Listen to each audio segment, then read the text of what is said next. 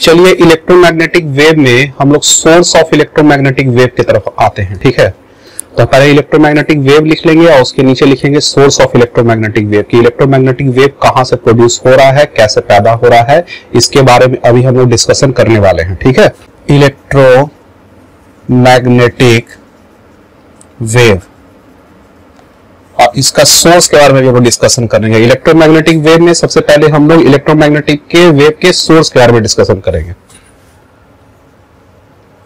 Source of electromagnetic wave. ठीक है, तो इलेक्ट्रोमैग्नेटिक वेव का सोर्स क्या होता है इसके बारे में हम लोग बात करते हैं। चलिए, हम लोग क्या है कि अब इसमें थ्योरेटिकल पार्ट सबसे ज्यादा है। ठीक है, तो हम लोग खाली पॉइंट वाइज पॉइंट लिखते चलेंगे और कोशिश करेंगे कि हर पॉइंट को आप लोग याद रखिए एग्जाम के समय। तो चलिए लिखते हैं इसमें, neither stationary charge nor charge in motion can produce electromagnetic wave। Charge से इलेक्ट्रोमैग्नेटिक वेव तो आ रहा है, लेकिन स्टेशनरी चार्ज और charge in uniform motion, uniform speed. ठीक है, कैन प्रोड्यूस इलेक्ट्रोमैग्नेटिक वेव। ठीक है, तो चार्ज जो कि रुका हुआ चार्ज है या मोशन वाला चार्ज है, वो मोशन मतलब यूनिफॉर्म मोशन वाला जो चार्ज है वो इलेक्ट्रोमैग्नेटिक वेव को प्रोड्यूस नहीं करेगा। From Maxwell equation we came to know that, हम इस मैक्सवेल इक्वेशन से ही जाने, जो मैक्सवेल इक्वेशन हम लोग पढ़ चुके हैं उसमें हम लोग ये जाने कि ये जो प्रोड्यूस हो रहा है इलेक्ट्रोमैग्नेटिक वेव वो एक्सीलरेटिंग चार्ज पार्टिकल से प्रोड्यूस हो रहा है। That electromagnetic wave is being produced by oscillating charge particle. ठीक है, तो ऑसिलेटिंग चार्ज पार्टिकल के हेल्प से ही ये इलेक्ट्रोमैग्नेटिक वेव प्रोड्यूस हो रहा है। तो चलिए, oscillation means acceleration of the charge particle. Oscillate कर रहा है तो एक तरह से कहिए कि एक्सीलरेशन हो रहा है इसका चार्ज पार्टिकल का, वही क्या कर रहा है इलेक्ट्रोमैग्नेटिक वेव को प्रोड्यूस कर रहा है। ये मैक्सवेल इक्वेशन से हम लोग का निकला है। ठीक है, चलिए, so accelerating charge produces accelerating electric field. Charge electric field produce करता है तो एक्सीलरेटिंग चार्ज क्या करेगा, एक्सीलरेटिंग इलेक्ट्रिक फील्ड प्रोड्यूस करेगा। This accelerating electric field produces accelerating magnetic field. यही तो मेरा इस चैप्टर में डिस्कशन हो रहा था कि accelerating electric field accelerating magnetic field produce करता है। This accelerating magnetic field again produces accelerating electric field. ठीक है, तो एक्सीलरेटिंग जो मैग्नेटिक फील्ड प्रोड्यूस हुआ तो उससे फिर वो एक्सीलरेटिंग इलेक्ट्रिक फील्ड प्रोड्यूस किया एंड सो ऑन। ठीक है, और इस तरह से ये बढ़ता जाता है इलेक्ट्रोमैग्नेटिक वेव। और इसमें लिखेंगे the oscillating electric and magnetic field thus regenerate each other and the electromagnetic wave propagate। और इलेक्ट्रोमैग्नेटिक वेव क्या होता है, इस तरह से प्रोपोगेट करता चलता है। चलिए, the frequency of electromagnetic wave is naturally equal to the frequency of the oscillating charge particle। ठीक है,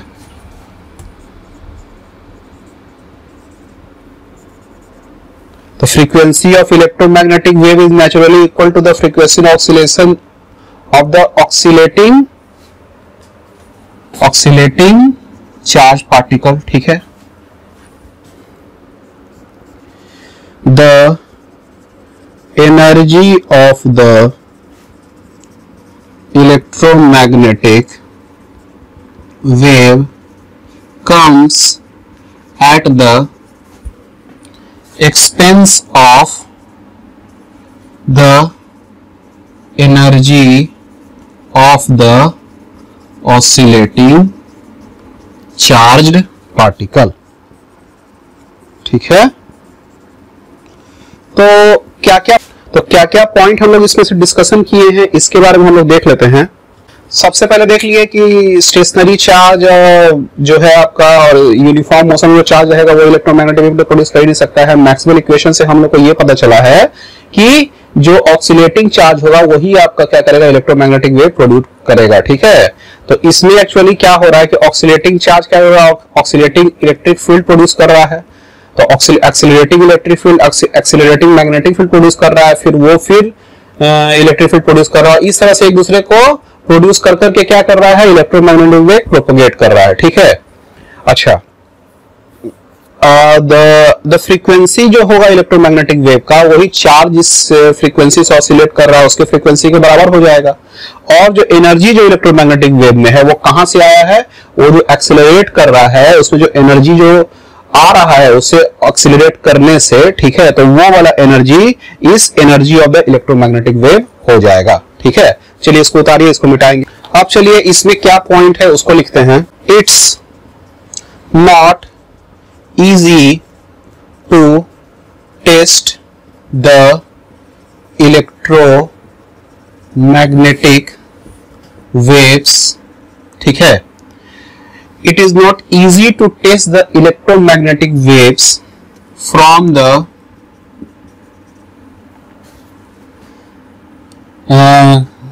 current oscillating with the current oscillation whose oscillation is near to light, which is also electromagnetic wave। Light भी क्या है, electromagnetic wave है। ठीक है, ये तो पता ही है आप लोग को, लाइट एक इलेक्ट्रोमैग्नेटिक वेव होता है जो विजुअल रेंज में होता है, जिसको हम लोग देख सकते हैं।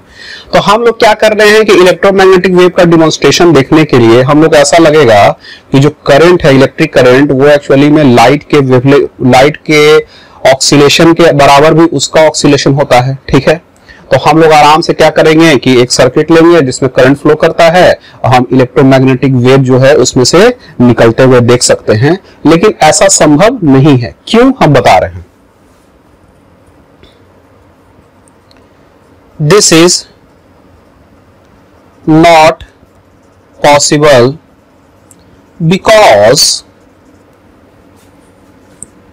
the yellow light whose wavelength is 6 into 10 to the power 14 hertz,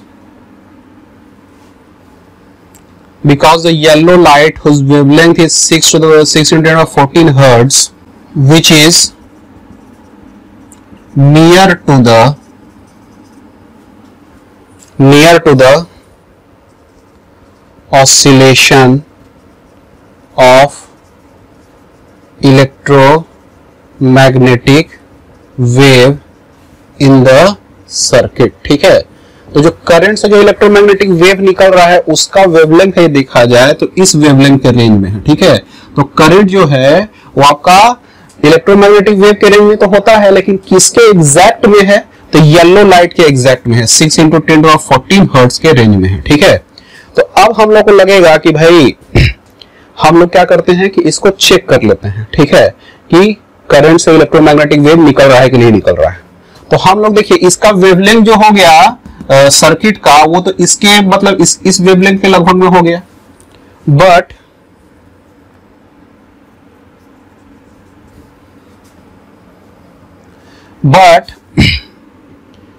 even the modern circuit is only able to detect the electromagnetic wave of wavelength of order only to 10 to the power 11 hertz. यानी कि modern आप electronic circuit ले भी लीजिएगा तो maximum 10 to the power 11 hertz के wavelength को detect कर पाएगा। ठीक है, तो आप इलेक्ट्रोमैग्नेटिक वेव का जो है उसको आप देख नहीं सकते हैं। ठीक है, तो आपको क्या लग रहा है, तो देखिए यहां पे जो एक्चुअली बात क्या है कि आप यहां पे देखिए एक चीज इंपॉर्टेंट रखिएगा कि हम लोग इलेक्ट्रोमैग्नेटिक वेव तो देख रहे हैं, लेकिन इलेक्ट्रोमैग्नेटिक वेव में देखने के लिए हम लोग को प्रूव करना है कि क्या लाइट एक इलेक्ट्रोमैग्नेटिक वेव है। ठीक है, तो हम लोग को ये प्रूव करना है। तो इस सर्किट में यदि आप ऊपर में लिखिएगा तो एक पॉइंट यहां पे लिखिएगा, एक क्वेश्चन मार्क जैसा, कैन बी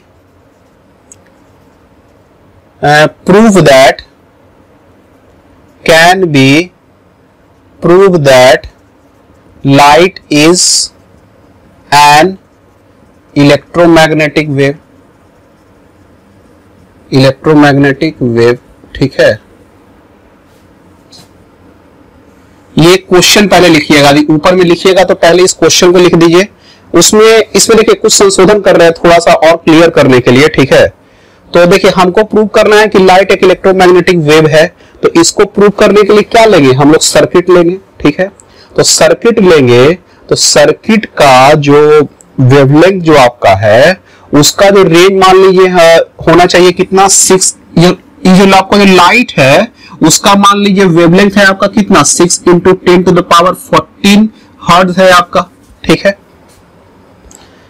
तो हम लोग क्या कह रहे हैं, यहां पे हम लोग को प्रूव करना है कि light is an electromagnetic wave. ठीक है, तो लाइट इलेक्ट्रोमैग्नेटिक वेव है, तो हम लोग एक ठो येलो लाइट ले लिए हैं। ठीक है, और ये येलो लाइट को प्रूव करेंगे कि ये इलेक्ट्रोमैग्नेटिक वेव है कि नहीं है। ठीक है, it is not easy to test the, इसमें लिखिएगा light as electromagnetic wave from the current oscillation. ठीक है, तो हम लोग के लिए पॉसिबल नहीं है कि हम प्रूव कर सके कि लाइट एक इलेक्ट्रोमैग्नेटिक वेव है। ठीक है, लाइट एक इलेक्ट्रोमैग्नेटिक वेव है, इसको प्रूव करने के लिए हमको जो सर्किट है वो उस पावर का चाहिए। ठीक है, तो हमारे लिए ये संभव नहीं है। क्यों संभव नहीं है, क्योंकि लाइट जो येलो लाइट मान लीजिए ले लेते हैं हम, तो येलो लाइट का वेवलेंथ कितना है, इतना है। ठीक है, लेकिन जो मेरे पास मॉडर्न जो सर्किट है वो भी जो है वो 10 to the power 11 हर्ट्ज को ही नाप सकता है। ठीक है, तो हम लोग प्रूव ही नहीं कर पाएंगे कि लाइट इलेक्ट्रोमैग्नेटिक वेव है, क्योंकि उसके वेवलेंथ को तो वो सही नहीं सकता है, उसके वेवलेंथ वो डिटेक्ट ही नहीं कर सकता है। ठीक है, तो यहां पे लिखते हैं हम लोग, इसको हम लोग फिर से एक बार समराइज करेंगे, आप इसको उतारिए, ठीक है। Can we prove that light is an electromagnetic wave, ठीक है। और उसके बाद इसको पूरा लिखिए, उसके बाद हम लोग इसको समराइज करेंगे। सो Hertz in 1888 proved electromagnetic wave of lower range proved, नहीं प्रूव्ड के बाद लिखते हैं radio waves which is electromagnetic wave of lower range, ठीक है। 7 में प्रूफ किया था। लोगों को करना क्या है इसमें, अच्छा समझिएगा कि हमको क्या करने का प्रूफ था कि इलेक्ट्रोमैग्नेटिक वेव तो समझ में आ रहा है क्या था। तो इलेक्ट्रोमैग्नेटिक वेव में हमको प्रूव करना है कि क्या लाइट एक इलेक्ट्रोमैग्नेटिक वेव है, क्योंकि हमारे पास तो उस समय लाइट ही था खाली, ठीक है। हमारे पास और कुछ था नहीं कि हम इलेक्ट्रोमैग्नेटिक वेव को प्रूव कर सके। तो उस समय के कंडीशन के हिसाब से क्या किया गया कि सोचा गया कि चलो ठीक है, लाइट एक इलेक्ट्रोमैग्नेटिक वेव, उसको चेक किया जाए कि लाइट एक इलेक्ट्रोमैग्नेटिक वेव है कि नहीं है। तो हम लोग क्या किए कि लाइट का जो इलेक्ट्रोमैग्नेटिक वेव था, लाइट में एक येलो लाइट ले लिए, उसका वेवलेंथ इतना है, ठीक है। और उस समय जो सर्किट था तो वह और कम पावर का था, तो इतना वेवलेंथ को तो बहुत दूर का बात है। अभी जो मॉडर्न सर्किट है वो 10⁻11 हर्ट्ज को, वो फ्रीक्वेंसी को वो क्या कर सकता है, वो डिटेक्ट कर सकता है, ठीक है। लेकिन वेवलेंथ लिखिए, इसको फ्रीक्वेंसी लिखिए, इसको फ्रीक्वेंसी लिखिए, क्या कि हर्ट्ज में है ना। तो देखिए ये जो एक्चुअली में क्या है कि उस समय तो इतना फ्रीक्वेंसी वाला आपका क्या था, इलेक्ट्रोमैग्नेटिक वेव था आपका, ठीक है, लाइट। अब इसको प्रूव करना है मॉडर्न उस समय के सर्किट के हिसाब से। अब वो बात कब का हो रहा है, 1887 का बात हो रहा है। तो उस समय एक्चुअली में तो सर्किट जो था वो और कम पावर का फ्रीक्वेंसी को डिटेक्ट कर पाता, ठीक है।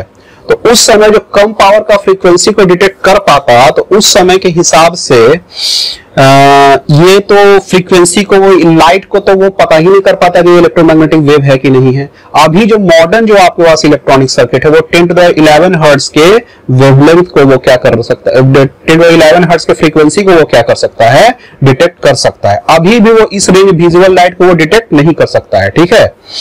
तो हमारा कहना क्या है कि उस समय क्या हुआ कि इसको प्रूफ संभव नहीं था किया जा सके। तो हुआ क्या कि जो हर्ट्ज था 1887 में, उस जमाने में, आज से 150 साल पहले का बात है, तो वो क्या किया कि एक सर्किट लिया और वो क्या किया कि लोअर रेंज ऑफ इलेक्ट्रोमैग्नेटिक, देखिए लाइट तो इलेक्ट्रोमैग्नेटिक वेव है ही, अब इसके लोअर रेंज में लेंगे तो वो सब इलेक्ट्रोमैग्नेटिक ही वेव है, लेकिन वो दिख नहीं सकता है। हमारा विजुअल रेंज में ये आता है, इसलिए हम इसको आराम से देख लेते हैं। तो वो छोटा रेंज वाला जिसको हम लोग रेडियो वेव्स कह रहे हैं, उसको वो डिटेक्ट करके दिखा दिया। कौन दिखा दिया, हर्ट्ज दिखा दिया अपने एक्सपेरिमेंट में। तो वो बहुत ही बड़ा एक्सपेरिमेंट था उस समय का, 1887 का, कि इलेक्ट्रोमैग्नेटिक वेव्स को वो दिखा दिया कि हाँ इलेक्ट्रोमैग्नेटिक वेव्स होता है, ठीक है। चलिए तो इसको यहां तक लिखिए। After hertz Jagdish Chandra Bose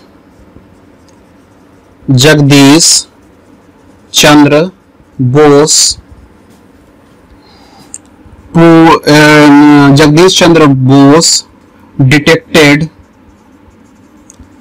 electromagnetic wave of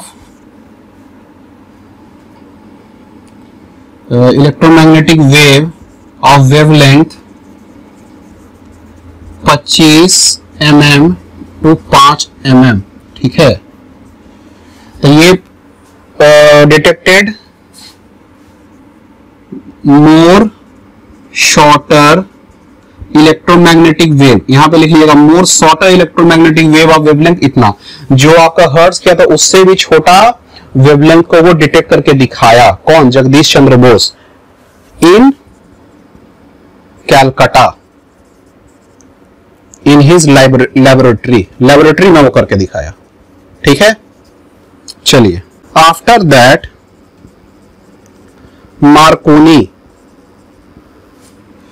using the hertz experiment was able to send electromagnetic wave to several kilometer।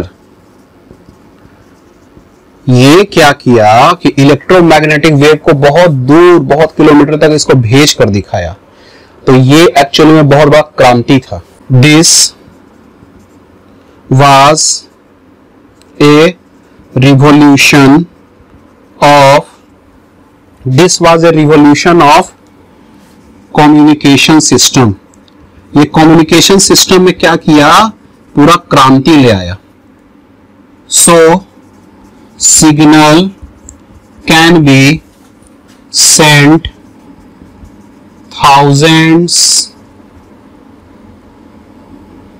Thousand kilo, बहुत दूर तक, can be sent anywhere with the help of electromagnetic waves. तो ये बहुत ही बड़ा क्रांति था। ठीक है, तो उस समय टाइटैनिक था। ठीक है, टाइटैनिक जो जहाज डूबा था तो वो सिग्नल भेजा था, वो तो किसके, मार्कोनी जो मशीन जो बनाया था उसी के हेल्प से भेजा था ना। वो रेडियो वेव्स भेजा, इलेक्ट्रोमैग्नेटिक वेव्स उसको भेजा था। ठीक है, कि हमको हेल्प का आवश्यकता है, लेकिन हेल्प आते आते तक सब जहाज पूरा डूब गया और सब आदमी लगभग मर गया। बहुत लोगों से बच भी गया था, मतलब 50% में बहुत लोग तैर के बच गया, और बहुत लोग क्या हुआ कि लाइफ जैकेट था, बहुत लोगों के लिए बोट था बचा हुआ, उससे ही बच गया। लेकिन उसमें 50% मैक्सिमम गरीब लोग सब मारा गया उसमें। ठीक है, तो इलेक्ट्रोमैग्नेटिक वेव भेजा जाता था। और इलेक्ट्रोमैग्नेटिक वेव कहीं से भी कहीं हम भेज सकते हैं। अब तो हम लोग क्या कर सकते हैं, मून पर भी हम लोग इलेक्ट्रोमैग्नेटिक वेव्स भेजते हैं, जिसके हेल्प से हम लोग क्या करते हैं, किसी भी चीज को कंट्रोल कर रहे हैं, तो कंट्रोल कर रहे हैं रिमोट से, तो इलेक्ट्रोमैग्नेटिक वेव्स ही ना है। तो ये इलेक्ट्रोमैग्नेटिक वेव्स में हम लोग का कम्युनिकेशन सिस्टम में क्रांति लाया मार्कोनी। ठीक है, चलिए इसको यहां तक उतारिए।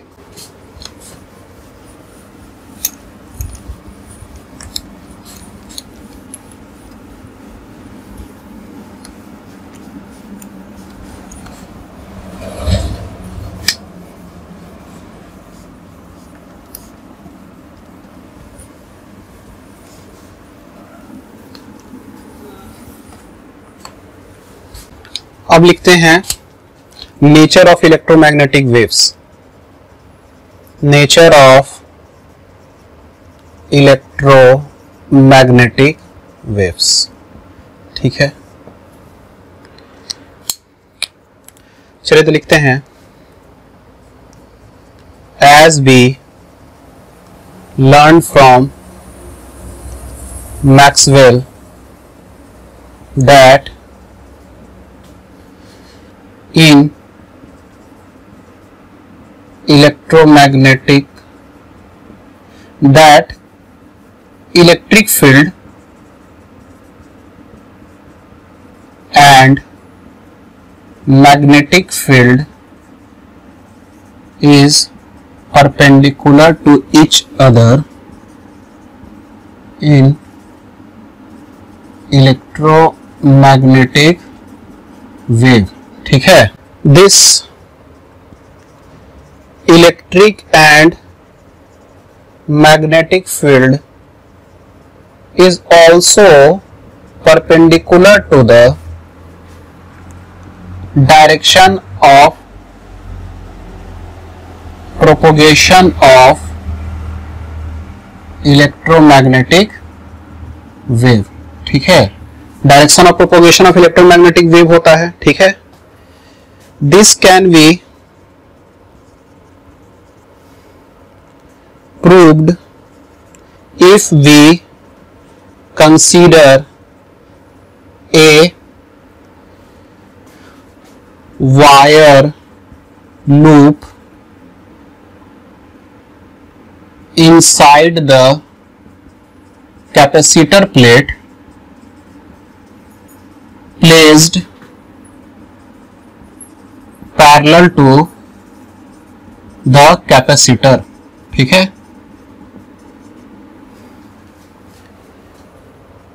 Here the electric field is perpendicular to the loop, क्या है कि वो पॉजिटिव से नेगेटिव प्लेट की तरफ इलेक्ट्रिक फील्ड जाएगा, and magnetic field is perpendicular to the is along the wire element.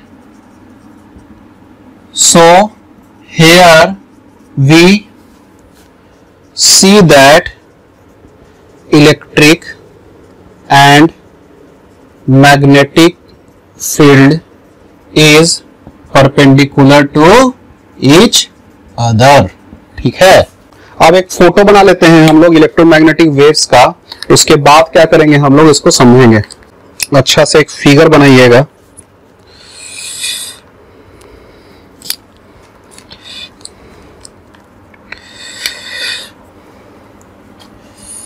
इसको यहां तक लिख लिया, इसको लिख लिया, इसको मिटा देते हैं, ठीक है।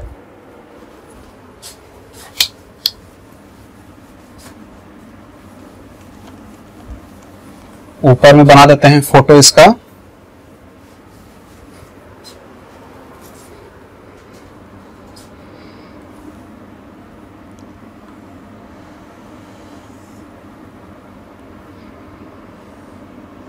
ये y एक्सिस, ये x एक्सिस और ये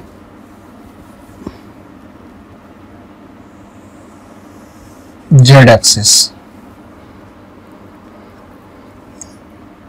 एक ऐसे बनाएंगे,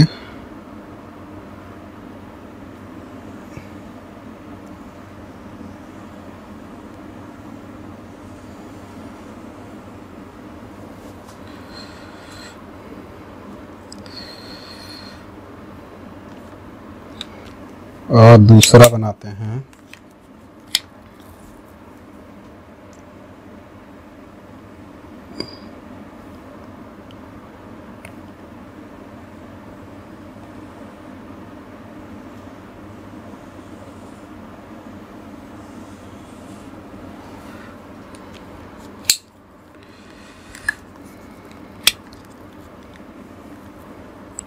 E और B,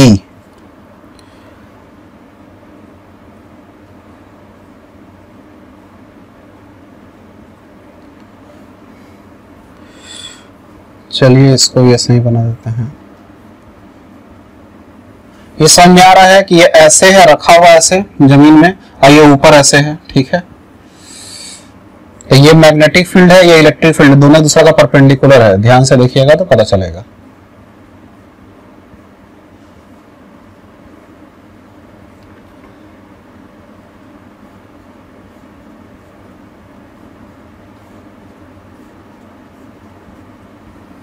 ठीक है, नहीं इसमें थोड़ा गलत बन रहा है आपका, ठीक है। फिर से बनाते हैं इसको, थोड़ा सा गड़बड़ हो गया।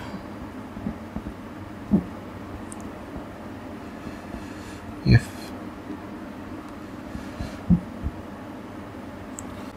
ऐसे गया, ये ऐसे गया,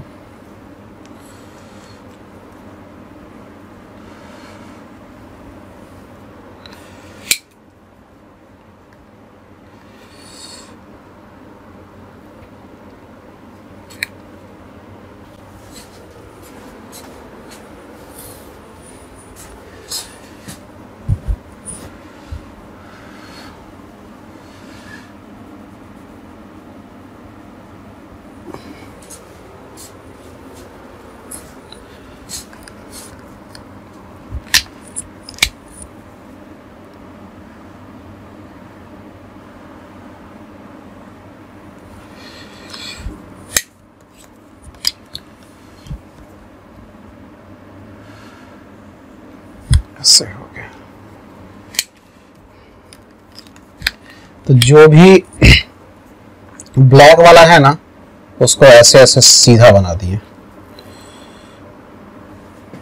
ठीक है, ब्लैक वाला एकदम स्ट्रेट साफ दिख रहा है, ये सिर्फ फीलिंग कराने के लिए आपको बना रहे हैं, ठीक है, और डायरेक्शन ही बता रहा है ये इलेक्ट्रिक फील्ड और मैग्नेटिक फील्ड का।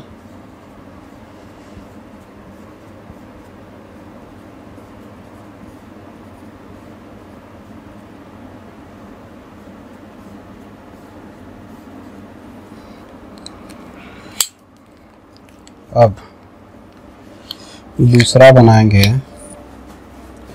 तो ऐसे इसका इलेक्ट्रिक फील्ड का, इसका मैग्नेटिक फील्ड का डायरेक्शन बनाएंगे।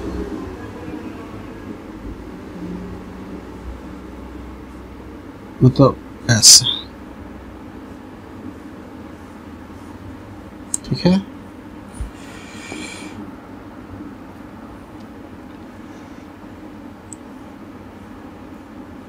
इसको फिर हम एरो बना देते हैं।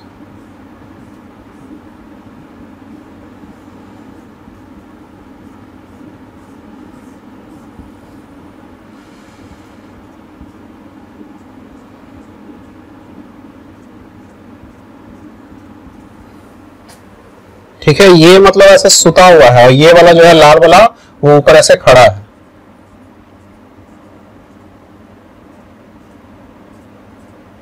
ठीक है, चलिए इसको बनाइए इलेक्ट्रोमैग्नेटिक वेव्स का।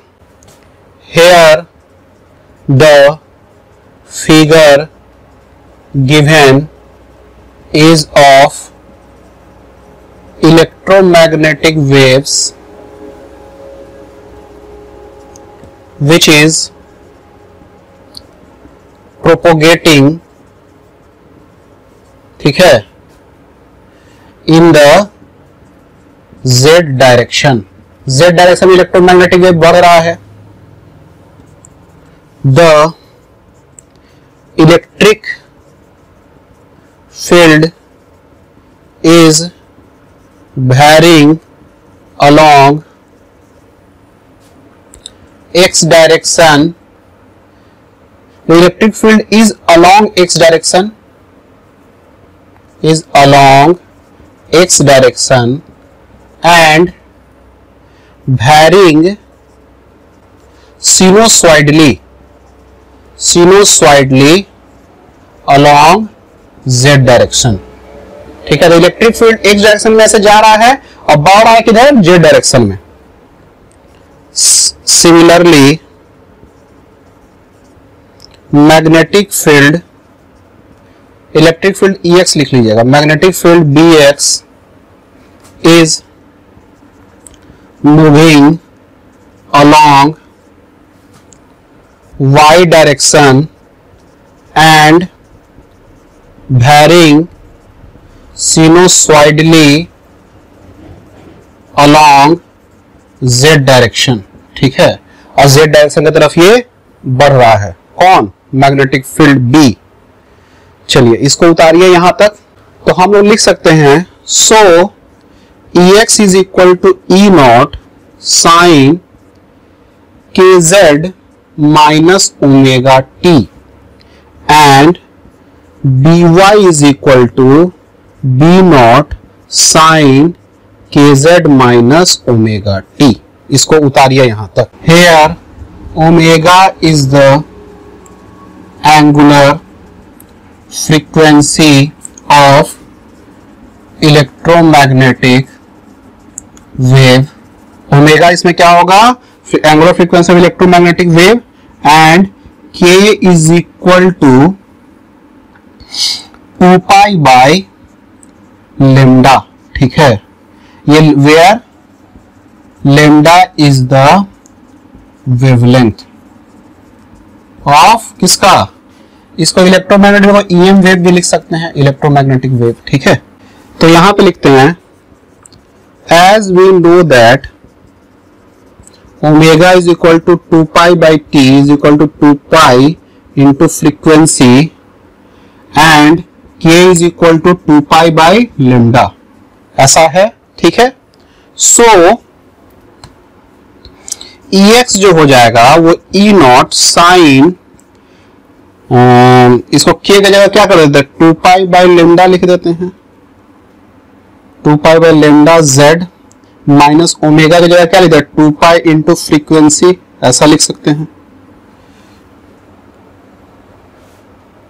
2 pi into frequency into T, ठीक है। अच्छा 2 पाई इंटू फ्रीक्वेंसी भी लिख सकते हैं और 2 पाई बाई टी भी लिख सकते हैं इसको, ठीक है, और इंटू टी, ये हो गया ऐसा बंद। समझ में बात आ रहा है। तो इसको हम ऐसा भी ले सकते हैं ई नॉट, देखिए बस इसका एक अलग फॉर्म लिख रहे हैं हम, ठीक है। तो E naught sine 2 pi Z by lambda minus z मतलब कितना लेंथ ये आगे बढ़ा है, ये जेड हो गया, माइनस टी बाई बड़ा टी, ऐसा भी लिखा जा सकता है। तो EX का हो गया, उसी तरह से DX का DY का क्या हो जाएगा, B naught sine 2 pi Z by lambda minus T by T, ऐसा इसको भी लिख सकते हैं, ठीक है। ये लिख देंगे another form of electric and magnetic field, electric and magnetic field of electromagnetic wave, EM wave, ठीक है। ये अलग फॉर्म में हो गया, ठीक है। चलिए इसको क्या कीजिएगा, बॉक्स बना के लिख दीजिएगा कहीं पर, ठीक है, तो ज्यादा आसान होगा। चलिए इसको मिटा रहे हैं।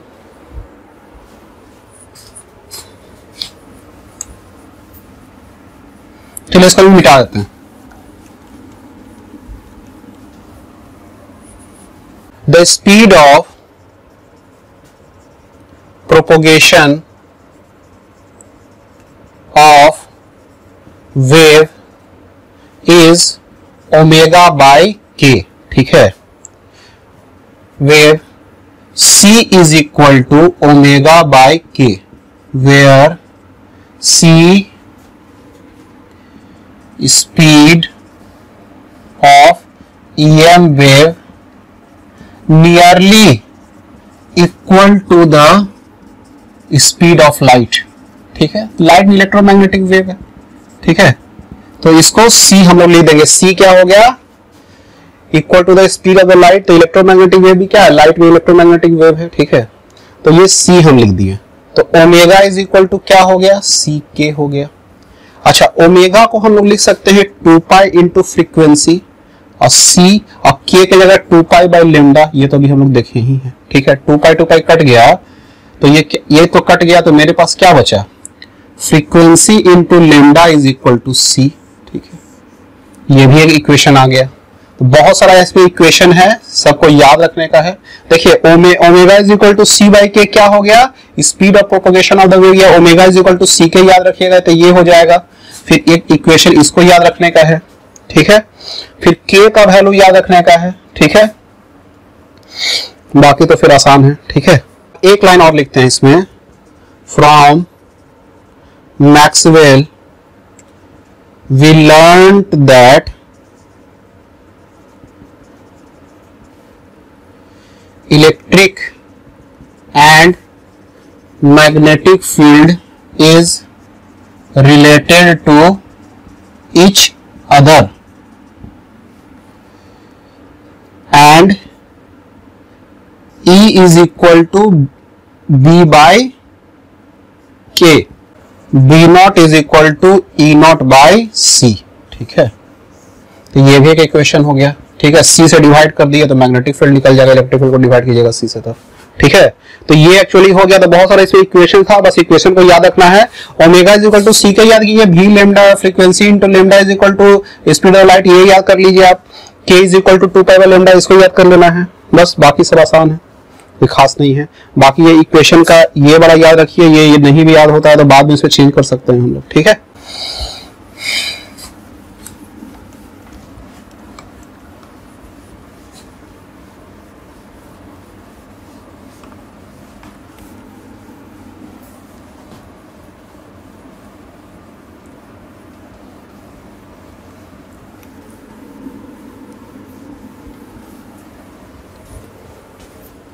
एक चीज और याद रखिएगा, C जो स्पीड ऑफ लाइट जो है 1 by root under mu naught of epsilon naught भी होगा, ठीक है। ये भी एक इक्वेशन रख लीजिएगा, वेयर म्यू नॉट इस क्या है,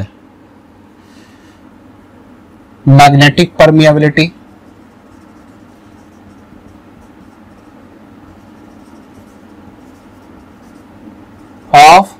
फ्री स्पेस, और साइड में क्या है, परमिटिविटी ऑफ फ्री स्पेस। ठीक है, तो चलिए इसको लिख लीजिए, और ये इक्वेशन भी वहां पे लिखिएगा, सी लिखे हैं वहां पे, इसको भी लिख लीजिएगा। ठीक है, ये कंप्लीट हो गया। तो अभी तक इलेक्ट्रोमैग्नेटिक वेव्स में हम लोग देख रहे थे कि इलेक्ट्रिक फील्ड और मैग्नेटिक फील्ड एक दूसरे को जनरेट करता है, और इस कारण से इलेक्ट्रोमैग्नेटिक वेव बढ़ता है। ठीक है, तो इसीलिए इसको मटेरियल मीडियम का आवश्यकता नहीं पड़ता है। तो इलेक्ट्रोमैग्नेटिक वेव होता है या लाइट होता है, वो विदाउट मटेरियल मीडियम हम लोग को सन से अर्थ पर ट्रांसफर हो जाता है, ताकि बीच में कोई भी आपका मटेरियल नहीं होता है। ठीक है, लेकिन ये सब साइंटिस्ट जब था तो उसको ये एक्सेप्ट करना बहुत मुश्किल था। उसको ऐसा लग रहा था कि विदाउट मटेरियल कोई वेव कैसे ट्रांसफर कर सकता है, ये संभव ही नहीं है। ठीक है, तो वो लोग क्या डिस्कशन किया, और उसमें एक अंदाजा लगाया कि एक मीडियम है जो हम लोग को दिख नहीं रहा है, और वो इलास्टिक मीडियम है स्पेस में, जिसको वो लोग जो नाम उसको दिया है ईथर, उसका नाम क्या दिया गया, ईथर नाम दिया गया। ठीक है, तो उसको लगा कि ईथर एक ऐसा इलास्टिक मटेरियल है जो स्पेस में पाया जाता है, और इस कारण से आपका इलेक्ट्रोमैग्नेटिक वेव या लाइट आपका ट्रांसफर होके हमारे धरती पर आता है। लेकिन बाद में ईथर को कभी भी ये प्रूफ नहीं किया जा सका, और हम लोग आज तक मानकर चल रहे हैं कि कोई भी मटेरियल मीडियम का आवश्यकता नहीं है। और इसका प्रूफ ये भी है कि ये क्या कर रहा है कि इसको बनाने के लिए कोई मटेरियल मीडियम का आवश्यकता नहीं पड़ा है, कि इलेक्ट्रिक फील्ड मैग्नेटिक फील्ड को बना रहा है, मैग्नेटिक फील्ड इलेक्ट्रिक फील्ड को बना रहा है, और इस कारण से वो अपना प्रोपोगेट करता चला जा रहा है। ठीक है, चलो इसमें लिखना स्टार्ट करते हैं। The electric and magnetic field regenerate each other, so there is no need of any material medium to propagate electromagnetic wave, but in the old times it was hard to convince any scientist that wave can be transferred without any material medium. ठीक है, they considered an elastic material in the space called as ether, but this was never proved. So we know today that EM wave or light can transfer in vacuum. ठीक है, तो उसके बाद ये proof हुआ कि लाइट जो है या फिर इलेक्ट्रोमैग्नेटिक वेव जो है वो वैक्यूम में भी ट्रांसफर हो सकता है। If the EM wave is passing through a material medium, then the two properties of material medium, one electric property, that is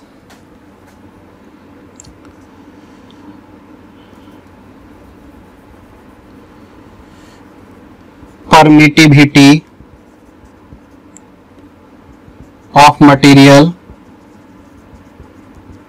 of silane and the magnetic property, that is magnetic permeability mu. If the electromagnetic wave is passing through a material medium, then the two properties of the material medium, one electric property, that is permittivity of material of silane, and the magnetic properties, that is magnetic permeability mu properties, comes decide the speed of EM wave. तो ये दोनों property अब decide करेगा किसी material medium से transfer होगा तब. सो C जो होगा स्पीड ऑफ EM वेव या लाइट, तो EM ही वेव है वो भी 1 by mu E. ठीक है. We will also learn that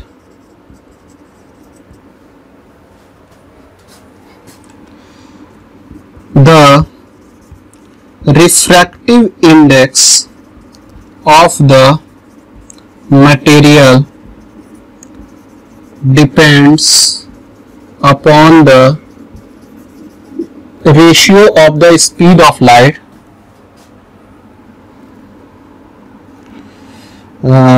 depends upon the ratio of the speed of light in two medium. इसमें लिखा रिफ्रैक्टिव रेशियो, इसमें भी लिख लीजिएगा. We learn that the ratio of refractive index of the two material depends on the ratio of the speed of the light in two medium. ठीक है. तो ये भी हम लोग देखेंगे बाद में. ठीक है. इसमें लिखते हैं अगले पॉइंट में the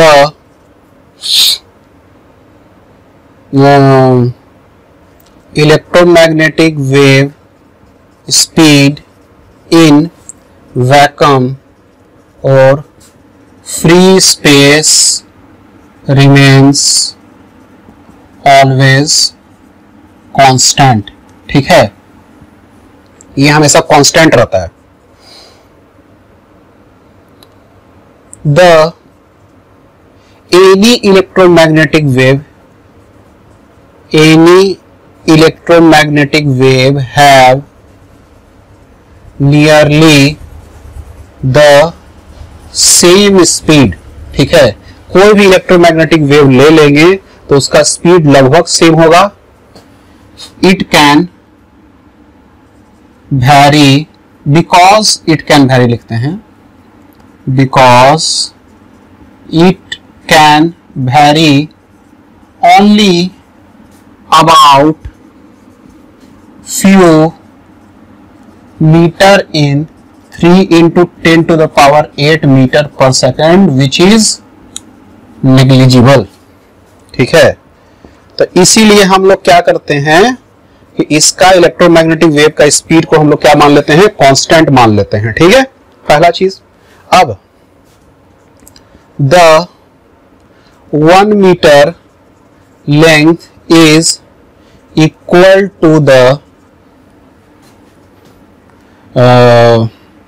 length moved by light in 1 by c second. ठीक है. तो 1 by c सेकेंड में, ठीक है, c कितना होता है, 3 लाख किलोमीटर, 3 लाख किलोमीटर पर सेकंड होता है. ठीक है. तो ये जो एक्चुअली जो है आपका 1 by c सेकंड में जितना लाइट मूव करेगा उसी को हम लोग 1 मीटर लेंथ मानते हैं. ठीक है. चलिए इसको उतारिए. यहां लिखते हैं Hertz also showed that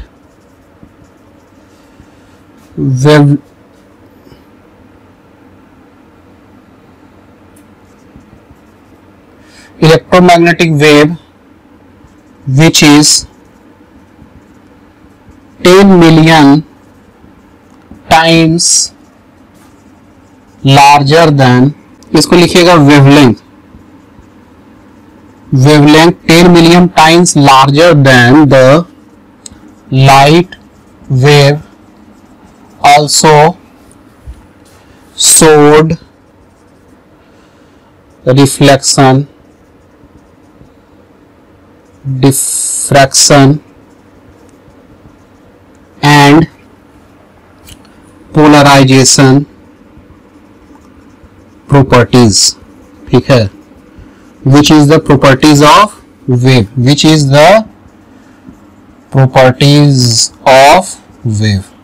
ठीक है, तो ये एक्चुअली में शो करके दिखाया. ठीक है, electromagnetic wave also constitute energy and momentum. As we know that electrical energy has energy density as 1/2 of epsilon naught E square and magnetic electrical field, इसको इलेक्ट्रिकल फील्ड लिखिए, and magnetic field have magnetic energy b square by 2 mu naught. ठीक है, तो ऐसा होता है, energy store होता है. Since EM wave contains both electric and magnetic field, so it also have energy and momentum. ठीक है, एनर्जी और मोमेंटम उसमें भी होगा. इसको मिटाते हैं.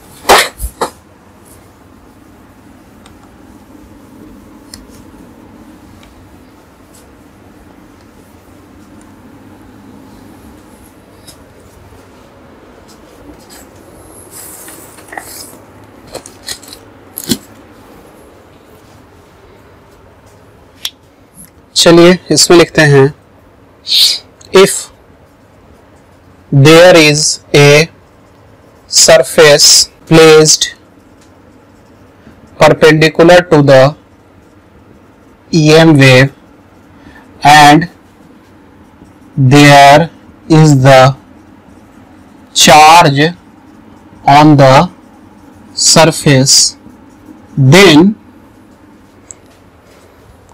this charge gets motion, which shows that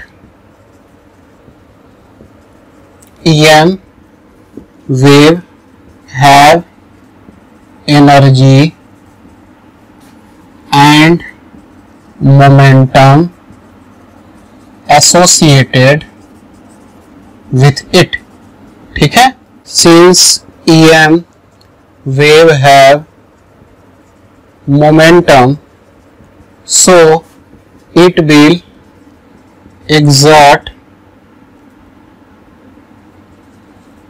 pressure on the surface and it will be called as radiation pressure. ठीक है, इसको रेडिएशन प्रेशर भी कहेंगे. If EM wave transfer U energy in time t and all the energy is observed by the surface, then और सब energy क्या होगा, surface द्वारा ऑब्जर्व कर लिया जाता है, then momentum P of EM wave will be called as P is equal to U by C, ठीक है, where C speed of EM wave, ठीक है।